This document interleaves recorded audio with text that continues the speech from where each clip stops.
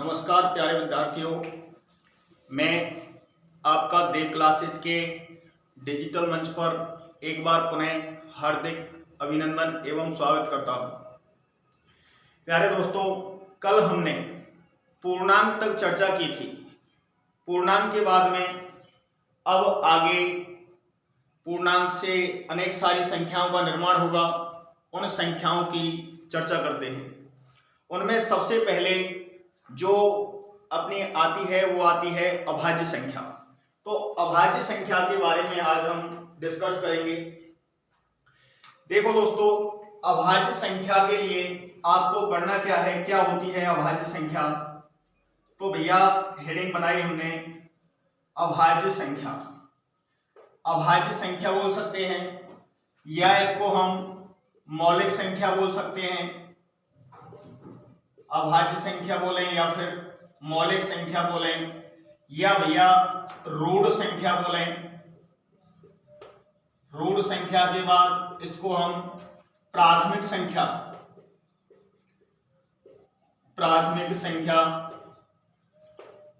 या फिर इंग्लिश देखें तो प्राइम नंबर।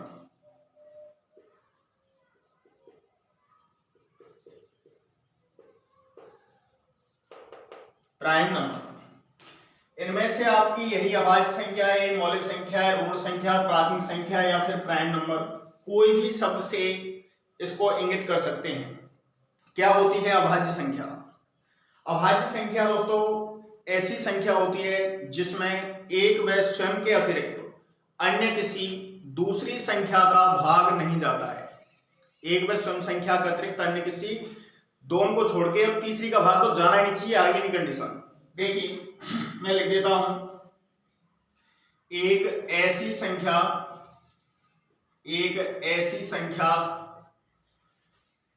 जिसमें एक व स्वयं संख्या के अतिरिक्त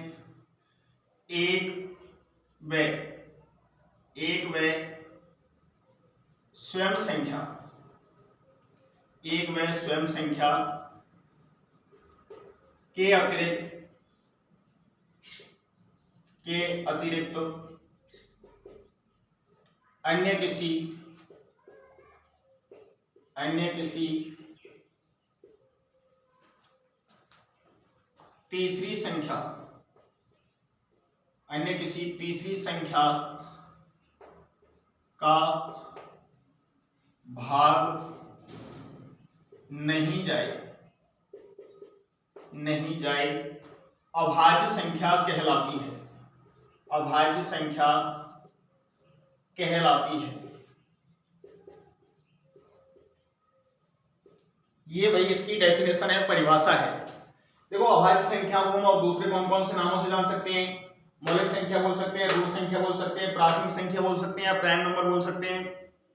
क्या होती है, एक ऐसी संख्या जिसमें एक व स्वयं संख्या के अतिरिक्त अन्य किसी तीसरी संख्या का भाग नहीं जाए, अभाज्य संख्या कहलाती है। अब अभाज्य संख्याएं हैं, कौन सी अभाज्य संख्या होगी, कैसे होगी, कौन कौन सी अभाज्य संख्याएं और इनसे रिलेटेड कौन कौन से कैसे कैसे प्रश्न पूछे जाते हैं, वो मैं आपको सारी चीजें एक बार स्पष्ट कर देता हूं। यहाँ पे देखिए भाई, ये तो आप परिभाषा का चाहो तो स्क्रीनशॉट ले लो या फिर इसको स्क्रीनशॉट लें या नोट्स बनाएं, जो भी है वीडियो रोक के देख लेना। और ठीक है भाई, यहाँ से आगे देखो मैं क्या स्थिति बनेगी भैया, वो देखिए अभाज्य संख्या से रिलेटेड कुछ फैक्ट हैं। उन फैक्टों को मैं एक साथ ही आपके सामने प्रदर्शित कर रहा हूं, लिख रहा हूं। देखिए दोस्तों, अभाज्य संख्या है एक ऐसी संख्या होगी जिसमें एक व स्वयं संख्या के अतिरिक्त अन्य किसी तीसरी संख्या का भाग नहीं जाएगा। और अभाज्य संख्या से रिलेटेड जो फैक्ट हैं उनको मैं आपके सामने लिखूंगा। अभाज्य संख्या में क्या क्या प्रोसेस होंगे। तो देखिए सबसे पहले पॉइंट की अगर हम बात करते हैं तो भाई क्या स्थिति बनेगी। देखो सबसे छोटी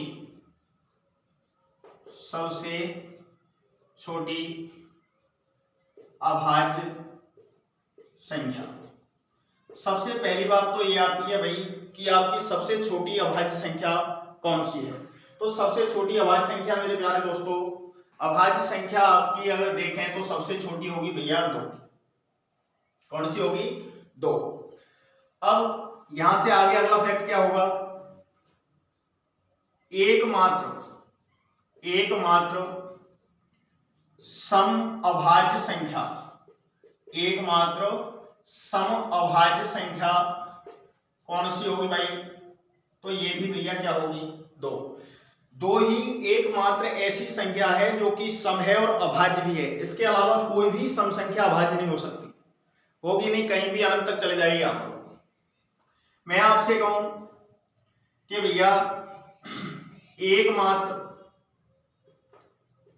क्रमागत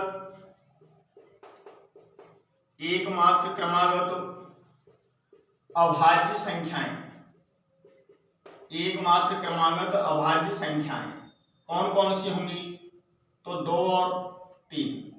ध्यान रखना दोस्तों, क्रम से आने वाली एकमात्र यही 2 अभाज्य संख्या हैं जो कि क्रम से आती हैं।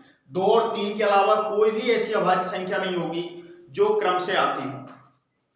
ठीक है भाई, तो आपकी क्रमागत अभाज्य संख्या की अगर बात करें तो कौन कौन सी होंगी भाई?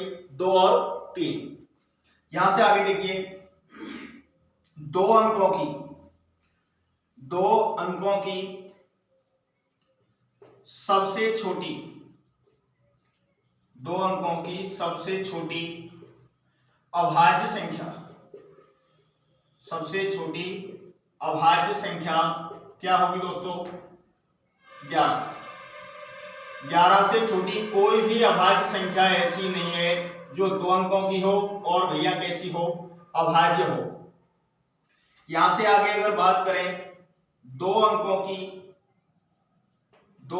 की सबसे बड़ी, 2 अंकों की सबसे बड़ी अभाज्य संख्या, 2 अंकों की सबसे बड़ी अभाज्य संख्या क्या होगी मेरे प्यारे दोस्तों? 97। यहीं से 26 सितंबर 2021 को जो रीट की एग्जाम हुई उसमें यहां से एक प्रश्न पूछ लिया। वो प्रश्न क्या था प्यारों? कि भैया जो 2 अंकों की सबसे छोटी व सबसे बड़ी अभाज्य संख्या है उनका अंतर कितना है? तो मेरे प्यारे दोस्तों यहीं से वो चीज निकलेगी आपकी कि 2 अंकों की सबसे छोटी संख्या की बात करें तो 11 और 2 अंकों की सबसे बड़ी संख्या की बात करें तो 97। इनका भैया डिफरेंट कितना होगा? अंतर। तो यही आपसे प्रश्न में पूछ लिया कि इन संख्याओं का अंतर कितना है। तो अंतर मेरे भाई 97 माइनस कर दो 11, क्योंकि बड़ी संख्या 97 होगी, छोटी 11 होगी। 97 में से 11 घटाएंगे तो भैया कितने आ गए? 86। ये क्या है? रीट 2021।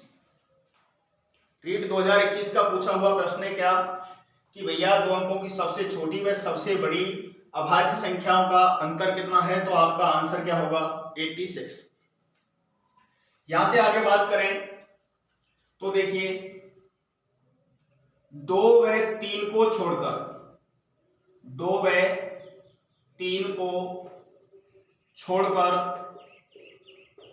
अर्थात 2 और 3 नहीं आएंगी, 2 और 3 को छोड़कर समस्त अभाज्य संख्याओं को, समस्त अभाज्य संख्याओं को, समस्त अभाज्य संख्याओं को 6k plus minus 1, 6k plus minus 1 के द्वारा, 6k प्लस माइनस 1 के द्वारा प्रदर्शित कर सकते हैं, प्रदर्शित कर सकते हैं। क्या है? 2 व 3 को छोड़कर समस्त अभाज्य संख्याओं को 6k प्लस माइनस 1 की फॉर्म में लिख सकते हैं, दर्शा सकते हैं, प्रदर्शित कर सकते हैं। मेरे प्यारे दोस्तों यहां से आपसे एक बार एसएससी सीजीएल में क्वेश्चन पूछा था कि 2 व 3 को छोड़कर समस्त अभाज्य संख्याओं को किसके द्वारा निरूपित किया जा सकता है। इस तरीके से क्वेश्चन था और उसमें ऑप्शन थे 2k plus minus 1, 6k plus minus 6, ऐसे ही 6k प्लस माइनस 1, एक था 2k प्लस माइनस 3, कुछ ऐसा था। इस तरीके से 4 विकल्प दिए थे। अब उनमें से आपको सही विकल्प का चयन करना था कि कौन सा विकल्प सही है और कौन सा गलत है। तो ऐसी स्थिति में आप देखेंगे यहाँ पे ये k है, कोई भी नेतांक हो सकता है। k के लिए आप लोग यहाँ से कुछ मान रखिए। k के मान रखते हैं, जैसे भैया आपने k की जगह वैल्यू रख दी 1, तो 6k प्लस 1 रख दिया और प्लस एक बार करना, एक बार माइनस करना। देखो अभाज्य संख्या निकलती है या नहीं निकलती है। कहीं गलती से 2 और 3 तो नहीं निकल रही, क्योंकि 2 और 3 को छोड़कर उसने बोला है पहले स्पष्ट रूप से कि 2 और 3 को छोड़कर और अभाज्य संख्या को किसके द्वारा लिख सकते हैं। तो आप यहां से k का मान रख के देखिए। देखो एक बार 6 एकम 6, 6 में से भैया एक बार 1 कम करो तो कितना आएगा 5। फिर भैया 6 एकम 6, एक बार 6 में प्लस करो 5, 6 में 1 जोड़ेंगे तो भैया कितना हो गया 7। क्या 2 और 3 आई है? क्या नहीं आई। क्या 5 और 7 अभाज्य संख्या है? तो बिल्कुल सर हैं, इसमें कोई शक ही नहीं है, क्योंकि 5 और 7 ये दोनों के दोनों ही अभाज्य संख्या हैं। तो बिल्कुल बात यहाँ तो सही है, लेकिन क्या पता एक पे किसी तुक्के से सेट है वो बात। तो अगली भी कंडीशन देखिए रख के 2 रख के देखते हैं। k की वैल्यू, k की जगह मान रखा मैंने भैया 2, एक बार प्लस का 1 कीजिए, एक बार माइनस। तो देखो 6 गुनी 12, 12 में से 1 कम करो भाई, कितना हो गया 11। 1 जोड़ो भैया, 6 गुनी 12, 12 में 1 जोड़ा तो कितने हो गए 13। 11 और 13 दोनों के दोनों अभाज्य संख्या है क्या? बिल्कुल है। आगे अगर वैल्यू गलती से 3 रखते हो तो बिल्कुल आप 3 भी रख सकते हो। तो यहाँ पे देखेंगे 6 तिया 18, 18 में से 1 कम किया तो 17, 1 जोड़ा तो 19। आप देख रहे हैं जो भी संख्या निकल रही है वो अभाज्य संख्या निकल रही है। लेकिन ध्यान रखना ऐसी कोई कंडीशन नहीं है कि यहाँ पे आपकी कंडीशन हमेशा ही यही रहे कि हमेशा 100% आपकी कैसी संख्या आए अभाज्य अभाज्य आए। यहाँ भाज्य संख्या भी हो सकती है। अब भाज्य संख्या हो सकती है, जैसे आपने गलती से लेके देखिए 4 अगर लेके देखते हैं प्लस माइनस 1 कीजिए, 6 चौका 24, 24 में से 1 कम किया तो 23। यहां तक तो बात बिल्कुल सही है, लेकिन 6 चौका 24 में 1 ऐड किया तो कितने हुए 25। अब भैया 25 कैसी संख्या आ गई मेरे भाइयों? भाज्य संख्या आ गई। तो अब भाज्य आ गई तो क्या ये अभाज्य? सर ये तो कंडीशन फेल हो गई आपकी। बिल्कुल मेरे भाई ये चीज फेल नहीं है।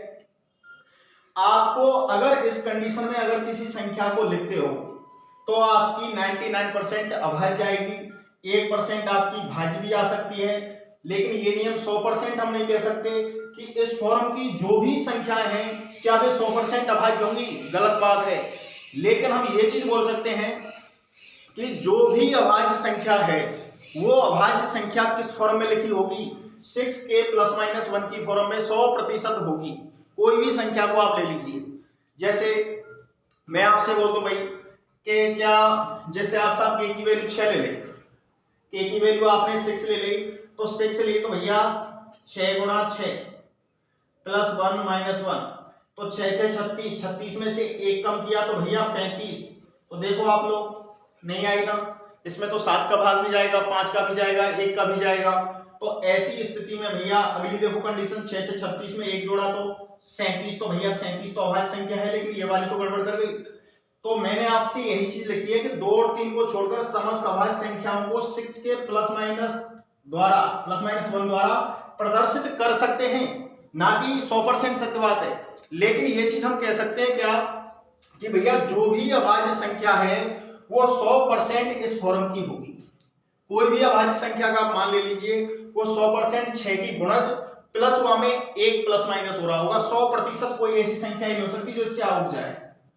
तो हमें फाइनली इसका एक नोटबुक में क्या लिखना है, तो देखिए आप चाहो तो नोट करके लिख सकते हो।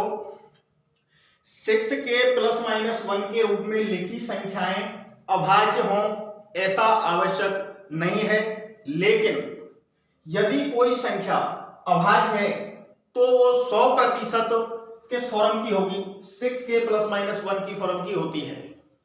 ये चीज आप चाहो तो नोट करके लिख सकते हो, ठीक है। और भैया आगे क्या स्थिति बनेगी, तो देखिए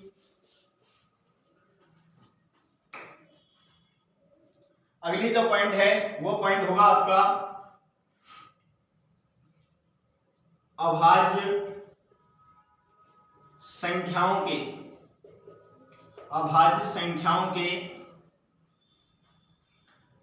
गुणनखंड। अभाज्य संख्याओं के गुणनखंड सदैव 2 होते हैं। अभाज्य संख्याओं के गुणनखंड सदैव 2 होते हैं। भैया कौन कौन होते हैं? तो देखिए, एक व स्वयं संख्या, एक व स्वयं संख्या, एक तो भैया एक होगा और एक स्वयं संख्या होगी। अभाज्य संख्याओं के सिर्फ 2 ही गुणनखंड होते हैं। कौन कौन से होंगे? एक व स्वयं संख्या। मैं आपसे पूछ लूं भैया कि सबसे बड़ी अभाज्य संख्या क्या होगी? बताइए एक बार। सबसे बड़ी अभाज्य संख्या, अभाज्य संख्या ज्ञात नहीं कर सकते, ज्ञात नहीं कर सकते हैं। सबसे बड़ी अगर अभाज्य संख्या कोई भी आपसे पूछता है तो भैया ज्ञात नहीं कर सकते। लेकिन अगर आपसे कह दे कि भैया 2 अंकों की सबसे बड़ी अभाज्य संख्या, 3 अंकों की सबसे बड़ी अभाज्य संख्या, 5 अंकों की सबसे बड़ी अभाज्य संख्या, तो आप बता सकते हो। लेकिन अगर डायरेक्ट में यही बोल दे कि सबसे बड़ी अभाज्य संख्या, मेरे भाई अनंत तक चलते जाओ आप, अभाज्य संख्या कहीं ना कहीं तो आती चली जाएंगी, तो ऐसी स्थिति में सबसे बड़ी अभाज्य संख्या हम ज्ञात नहीं कर सकते। अगर बात करें, कई बार कई सारे प्रश्न पूछ लिए जाते हैं कि प्रथम 9 अभाज्य संख्याओं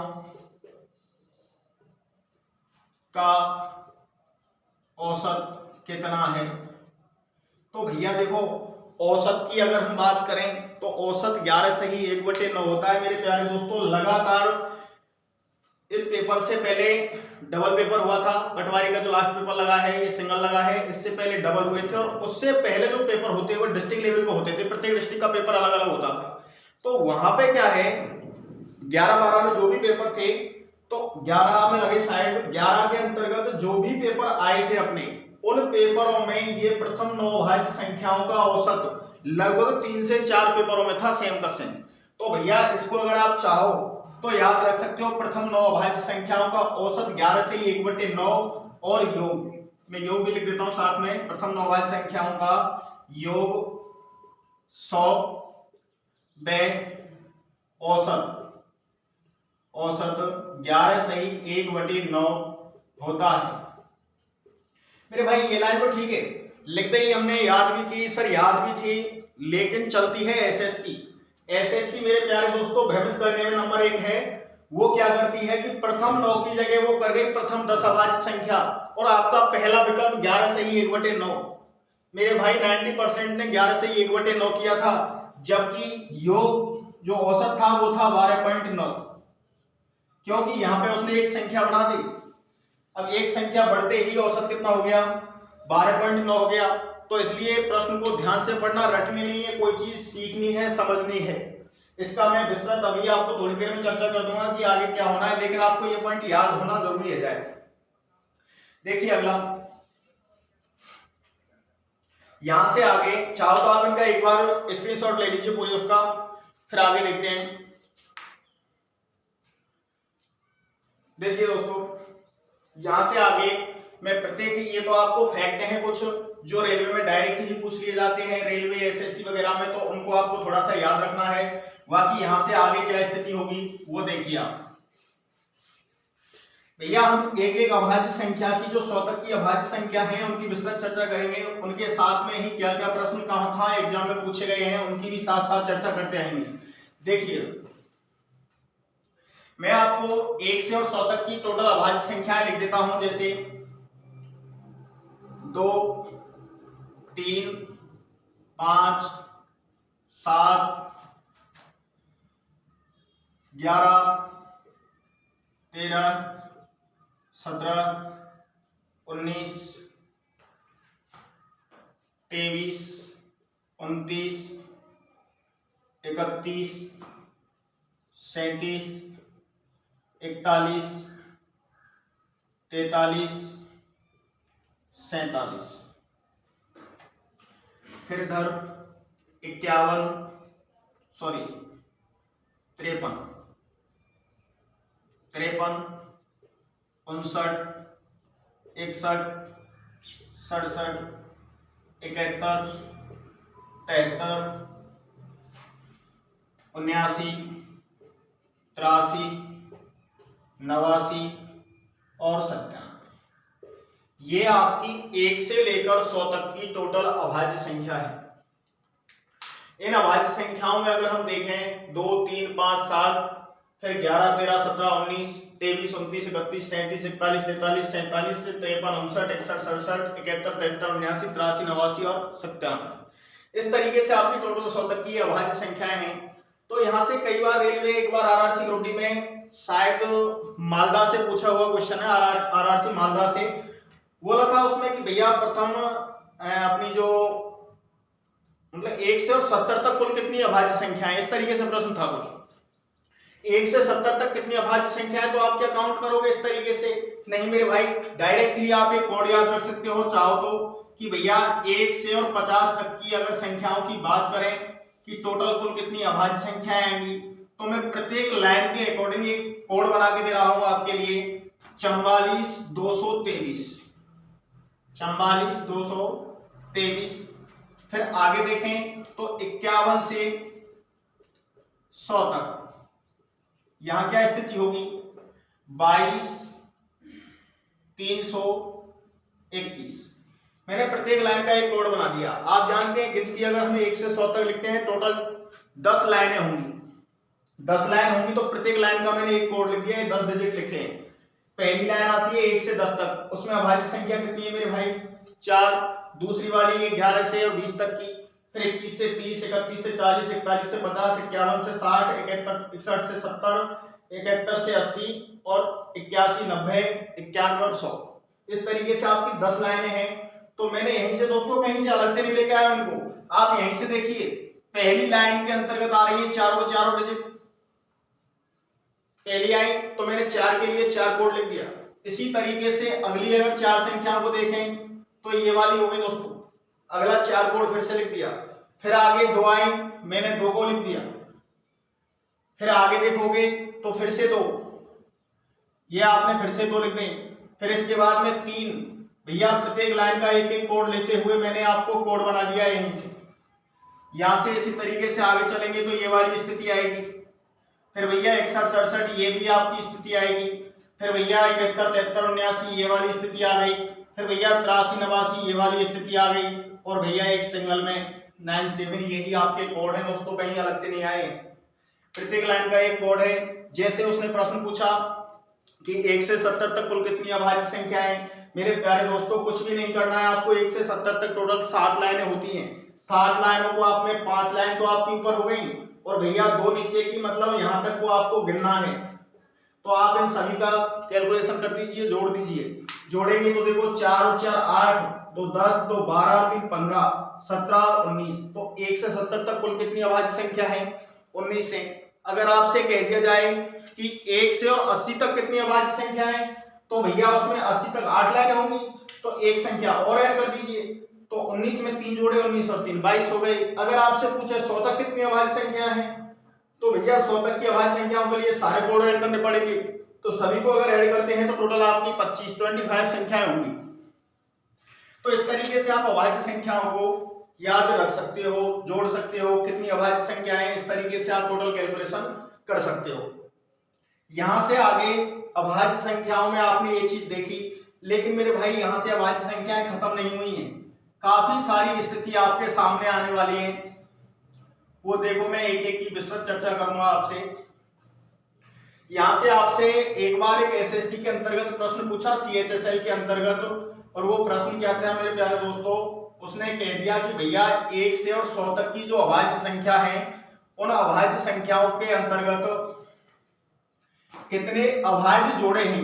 1 से 100 तक की संख्याओं के अंतर्गत कितने अभाज्य जोड़े हैं, अभाज्य जोड़ों की संख्या पूछी थी। तो अभाज्य जोड़े की अगर बात करें तो भैया अभाज्य जोड़ा होता क्या है, पहली चीज तो इस तरीके से आपको अभाज्य जोड़े कौन कौन से होंगे वो सारी चर्चा यहाँ पे मैं आपके सामने ही करने वाला हूं। देखिए दोस्तों, भैया जोड़ा कहते कैसे हैं, पहली चीज तो ये है। जोड़े की अगर बात करें तो जोड़े में ऐसी 2 संख्या लेनी है जिनके बीच कितने का डिफरेंट हो, 2 का। कितने का भैया, 2 का। अगर 2 का डिफरेंट है कोई भी संख्याओं के अंतर्गत तो वो जोड़े का निर्माण करेगी। जोड़े को मैं लिख देता हूं, ठीक है, इसका स्क्रीनशॉट ले लो, लेना चाहो तो, कितने कोऑर्डिनेट के हिसाब से। देखिए आगे अभाज्य जोड़े की बात कर रहा हूं मैं। इस तरीके से प्रश्न पूछा था कि 1 से 100 तक की अभाज्य संख्याओं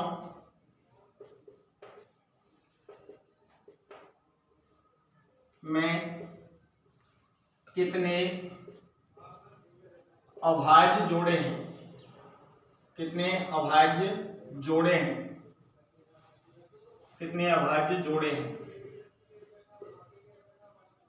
इस तरीके से मेरे दोस्तों ये प्रश्न था। अब भैया अभाज्य जोड़े के लिए मैं आपके लिए विकल्प दे देता हूं, जैसे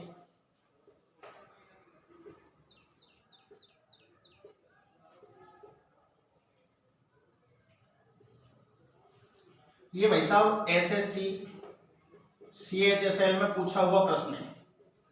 सीएचएसएल के अंतर्गत प्रश्न दे दिया कि भैया 1 से 100 तक की संख्याओं, अभाज्य संख्याओं में कितने अभाज्य जोड़े हैं, आपको इनमें से कोई भी विकल्प देना है, एक आंसर करना है।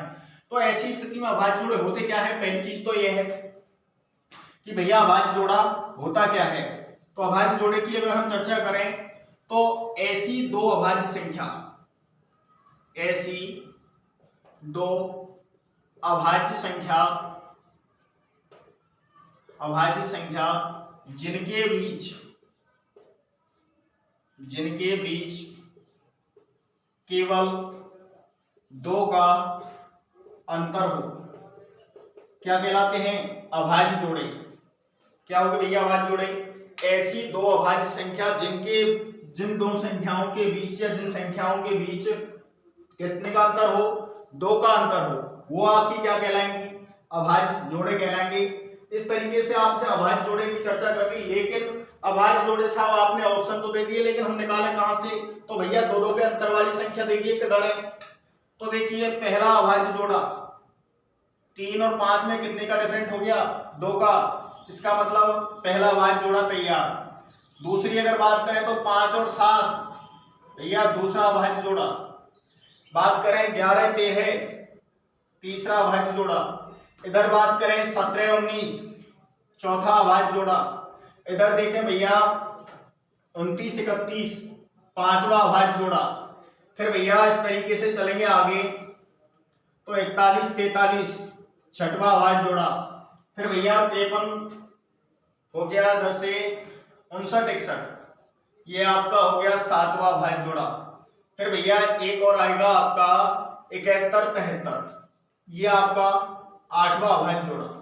और कहीं भी ऐसी कोई स्थिति नहीं बनेगी, इसलिए आपके इस प्रश्न का जवाब क्या होगा मेरे प्यारे दोस्तों, डी। कितने अभाज्य जोड़े आए, टोटल 8 आए। इस तरीके से प्रश्न पूछा हुआ है मेरे भाई। और छोटी छोटी चीजें वहीं से प्रश्न घुमा घुमा कर पूछता है। वो आती आप पर सब है, लेकिन जब आपको ये चीज पता ही नहीं है कि अभाज्य जोड़ा है क्या है तो फिर आंसर नहीं दे पाओगे, ठीक है। फिर यहां से आगे और अभाज्य संख्याओं में क्या क्या कंडीशन हो सकती है, तो भैया यहां से आगे आपको अभाज्य संख्याओं की जांच करना कि भैया किस तरीके की अभाज्य संख्या होती है। उन अभाज्य संख्याओं को आपको एक एक करके देखना है प्यारे दोस्तों। चलते हैं आगे, चाहो तो स्क्रीनशॉट ले सकते हो।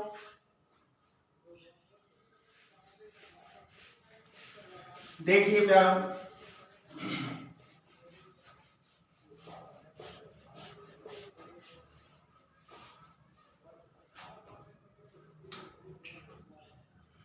देखो भैया अभाज्य संख्या की जांच करना, किस तरीके से हमें पता चलेगा सर कि ये अभाज्य संख्या है या नहीं है। तो इसके लिए भाई जैसे मैंने आपके सामने संख्या लिख दी मेरे प्यारे भाइयों 89, आपके सामने मैंने संख्या लिख दी 103, आपके सामने मैंने संख्या लिख दी भैया 157, आपके सामने मैंने भैया संख्या लिख दी 437, आपके सामने मैंने भैया संख्या लिख दी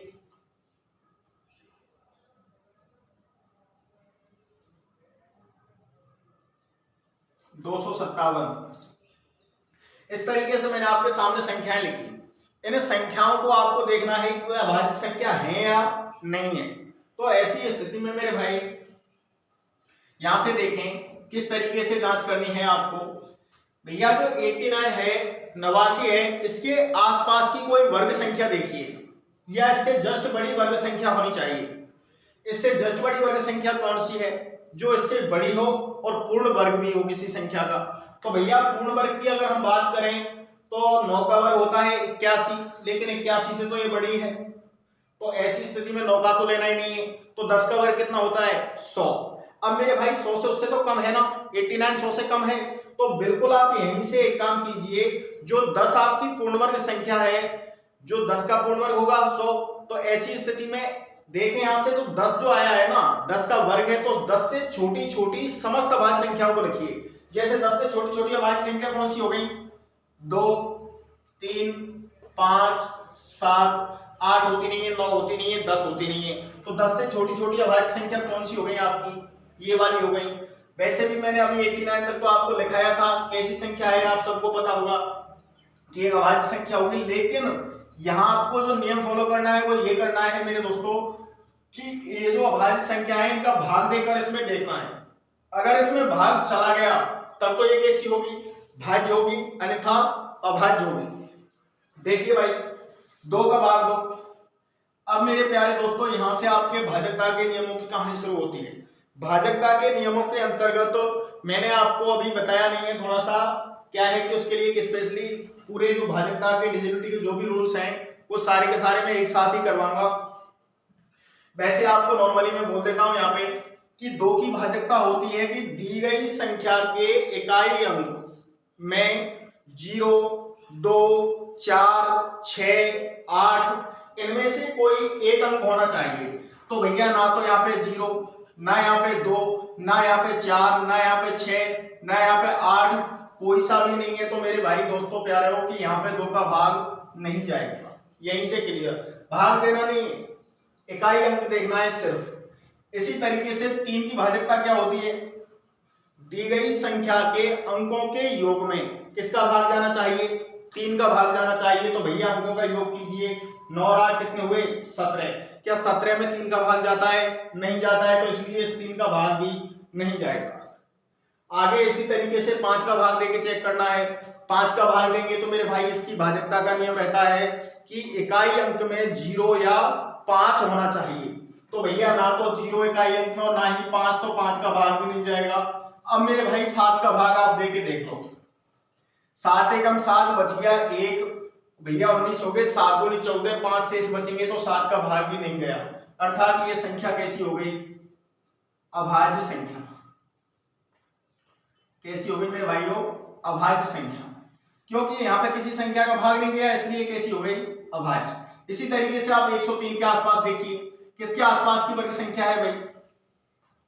बात कर लें कि साहब 100 के आसपास है, ये तो आप आसपास बोल रहे हो, तो आसपास में अगर देखें 100 के, लेकिन 100 से जस्ट ठीक बड़ी लेनी है, क्योंकि 103 से छोटी तो लेनी नहीं है, बिल्कुल बड़ी ले सकते हो आप, कितनी बड़ी हो। तो बड़ी की बात करें तो 111 आएगी, किसका वर्ग होगा मेरे भाई? ये 121 आएगी, बताओ 111 है या 121 है?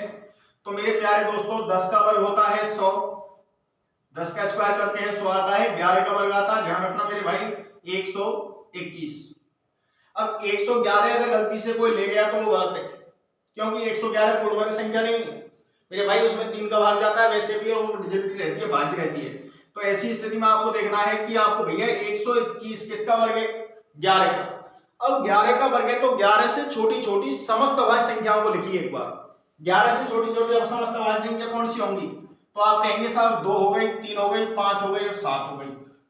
7 के बाद तो 11 आएगी, उससे छोटी छोटी लेनी है। तो बिल्कुल आप देखिए इनका भाग देके चेक करो, अगर इनका भाग गया इसमें तब तो ये भाज्य, अन्यथा अभाज्य। अब यही बताया कि भैया इकाई अंक में 0, 2, 4, 6, 8 होना चाहिए, क्या है? क्या नहीं है? काट दो, इसका भाग नहीं जाना है। 3 का भाग देके देखेंगे तो दी गई संख्या के अंकों के योग में 3 का भाग जाना चाहिए। तो अंकों का योग कीजिए भैया 0, 3, या देखेंगे 0 और यहाँ 1, तो 3 और 1 को ऐड करेंगे तो 4 होगा। क्या 4 में 3 का भाग जाएगा? नहीं, तो इस संख्या में 3 का भाग भी नहीं जाना है। 5 की भाजकता क्या कहती है? कि इकाई अंक 0 या 5 होना चाहिए, तो भैया ना 0 ना 5, तो इसका भी भाग नहीं जाएगा। 7 का देंगे तो भैया 7 का भी भाग इसमें नहीं जाएगा। तो ये भी कैसी संख्या हो गई? अभाज्य संख्या। ये भी कैसी संख्या है? अभाज्य संख्या। 157 की बात कर ले मेरे भाई। 157 किसके वर्ग के आसपास है? किसके वर्ग के आसपास होगी मेरे भाई? तो आप देखिए दोस्तों, 12 का वर्ग 144 होता है और 13 का वर्ग 169 होता है। तो ये तो भैया 144 से तो बड़ी है, इसलिए आपको संख्या कहां पहुंचना पड़ेगा? 13 तक। 13 का वर्ग 169 होता है, उससे छोटी है, ठीक है, चलेगी। तो 13 से छोटी छोटी समस्त अभाज्य संख्याओं को लिखिए। 13 से छोटी छोटी अभाज्य संख्या कौन सी होंगी आपकी? 2, 3, 5, 7, 11। 13 नहीं लेनी है, 13 से छोटी छोटी चाहिए। तो मेरे भाई यहां से आप भाग देके देखो, 2 का भाग जाएगा क्या? नहीं जाना है, क्योंकि इकाई अंक में 0, 2, 4, 6, 8 में से कोई है ही नहीं, इसलिए 2 का भाग नहीं जाएगा। 3 का देखें तो 7, 5, 12 और 1 13, 13 में भाग 3 का नहीं जाता है। इकाई अंक 0, 5 नहीं है, तो इसलिए 5 का नहीं जाएगा। लेकिन भैया 7 दूनी 14, 1 शेष बच गया, 7 दूनी 14, फिर से आपके 3 शेष बच गए, इसका भाग भी नहीं गया। 7 और 1 8, मतलब एक छोड़ के एक के जोड़े बनाने, 7 और 1 8 और इधर 5 ही रह गया, तो 7, 5 इस तरीके से डिफरेंट कितना हो गया? 7 और 5 में 2 का, तो भैया 11 का भाग भी नहीं जाना है, इसलिए ये भी कैसी संख्या है? अभाज्य संख्या है। अभाज्य संख्या है। अभाज्य संख्या है। 437 की बात करें, किसके वर्ग के आसपास है? देखिए 20 का वर्ग 400 रहता है, 21 का वर्ग 441। अब 441 है तो भैया उससे तो छोटी है, तो 21 से छोटी छोटी अभाज्य संख्या लिखिए। 21 से छोटी छोटी अभाज्य संख्या देखते हैं, 2, 3, 5, 7, 11, 13, 17, 19। इस तरीके से आपने अभाज्य संख्या लिखी, क्योंकि 21 से छोटी छोटी अभाज्य संख्या लिखनी है। अब मेरे भाई 2 का जाएगा नहीं, क्योंकि इकाई अंक में 0, 2, 4, 6, 8 में से कोई नहीं है। फिर आपके देखें 3 का भाग जाना नहीं है, क्योंकि 7, 4, 11 और 3 14 हुई।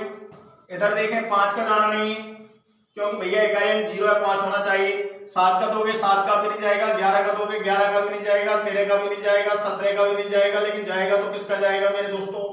19 का। कैसे? 19 दूनी 38, बच गए 5, उतारेंगे 7 को तो हो गए 57, 19 का भाग देंगे तो 19 दिया 57, अर्थात इसमें पूरा पूरा भाग गया। इसलिए संख्या कैसी होगी भाइयों? भाज्य संख्या। कैसी संख्या है? भाज्य संख्या। इसलिए भैया मेरे भाई दोस्तों ये क्या हो गई? भाज्य संख्या हो गई। 257 को चेक कीजिए एक बार, आप चेक करके बताइए। चलो किसके वर्ग के आसपास है, पहले तो यही बताओ। 257 है, कितना होगा? वर्ग करिए जल्दी बताओ।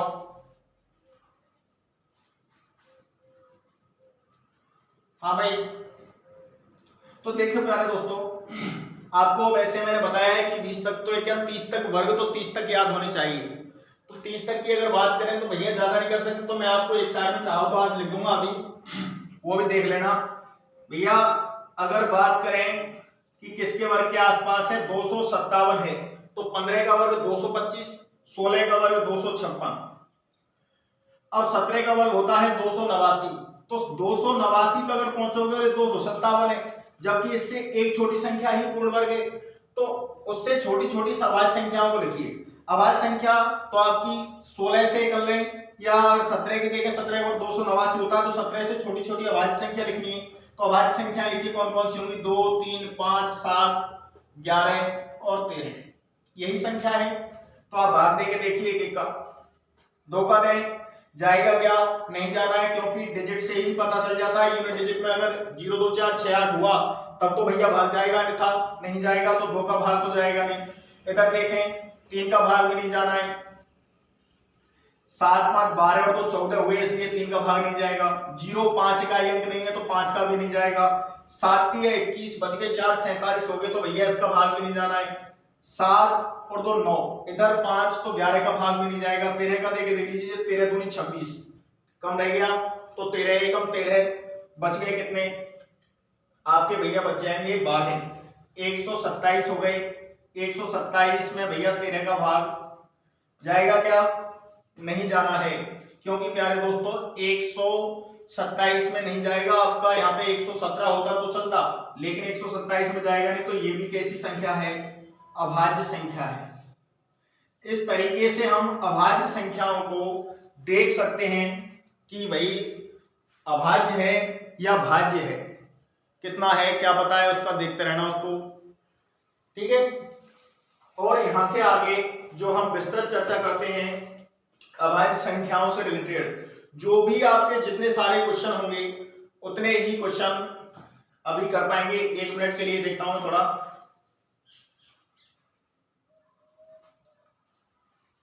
ओके भाइयों, बाकी कल देखते हैं। थैंक यू, धन्यवाद। और इस चैनल को भैया ज्यादा से ज्यादा सब्सक्राइब करें, शेयर करें और कमेंट करें, जिससे हमारा भी मनोबल बढ़े। और आपकी कोई समस्या आए तो आप मैसेज कर सकते हैं, जो नंबर दिया है चैनल पे व्हाट्सएप कर सकते हैं। BSK एजुकेशन चैनल को सब्सक्राइब करें, शेयर करें अधिक से अधिक संख्या में, जिससे हमारा मनोबल बढ़ेगा। और आपको अगर कोई भी समस्या आती है, कोई चीज समझ में नहीं आती है, तो आप बिल्कुल कमेंट करके बता सकते हैं, ठीक है भाई। बहुत बहुत धन्यवाद। और आपका जो पिछली वीडियो में प्यार प्रेम देखकर हमें बहुत उत्साह होता है, उसी के लिए आपके लिए जब भी आप चाहें आपकी सेवा में हाजिर है पूर्णतः। समस्त देव क्लासेस टीम आपकी सेवा में तत्पर है। थैंक यू, धन्यवाद, बहुत बहुत राम राम भाई।